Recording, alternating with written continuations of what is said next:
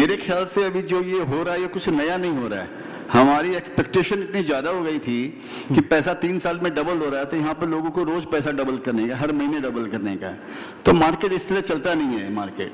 तो अभी का ये जो मार्केट है और ये जो नए लोग जो आए कोविड के बाद में जो आए 21, 22, 23, 24 में जो आए, उनके लिए अगर वो टिके रहते हैं अगर, तो मेरे लिए लगता है उनके लिए अग्नि परीक्षा का टाइम है।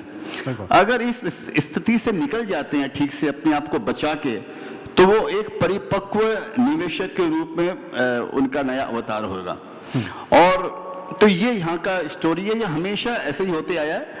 तो अब वो तो आपको झेलना पड़ेगा, वो जैसे सर्दी गर्मी धूप छांव सुख दुख जिस तरह जीवन में है, उसी तरह शेयर बाजार का क्रम है। ये आपको प्यार से आप इसको झेलिए या रो के झेलिए, तो हाँ कर या ना कर, तू है मेरी किरण, तो ऐसा है वो। सर, ये डोनाल्ड ट्रंप के बारे में कुछ कहना चाहेंगे, क्योंकि इन्होंने बहुत सारे स्टॉक सस्ते करा दिए हैं इन लास्ट 18 मंथ्स।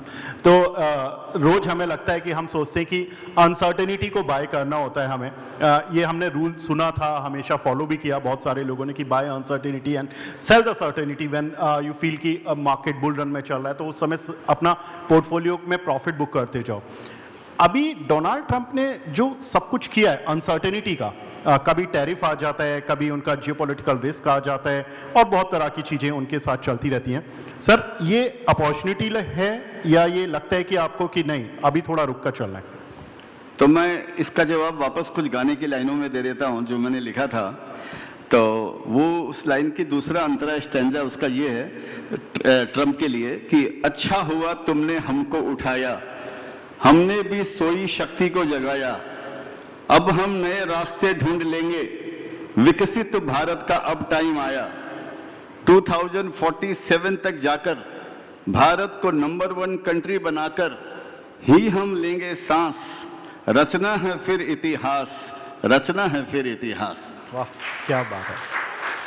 तो अब जहां तक ट्रंप का सवाल है, मेरे को पर्सनली मेरी कोई औकात नहीं है, लेकिन मेरे को ट्रंप से कोई शिकायत नहीं है। उसको जो समझ में आ रहा है उसको अपनी कंट्री चलानी है। हर नया लीडर आता है, एक नई सोच के साथ में आता है, पुराने पैटर्न को तोड़ता है, एक नया पैटर्न आजमाइश करता है, कभी फेल होता है, कभी इसमें पास हो जाता है।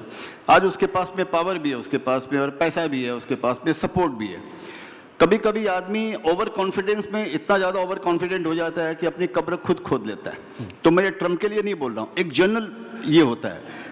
हाँ नहीं, मेरी वीज़ा अभी कैंसिल हो जाएगी भैया मेरे का, तो मैं उसके लिए नहीं बोल रहा हूँ। लेकिन हर जगह ऐसे देखा गया है, दुनिया में जो तानाशाह हुए हैं वो ऐसे मद में आ जाते हैं कि वो भूल जाते हैं। तो फॉरगेट अबाउट दिस बोलकर मेरा उनसे कोई ये नहीं, उसको जो अपने कंट्री के लिए समझ में आ रहा है कि शायद मेरी कंट्री के लिए अच्छा है, ये कि आप अपने आप को सक्षम बनाइए ना।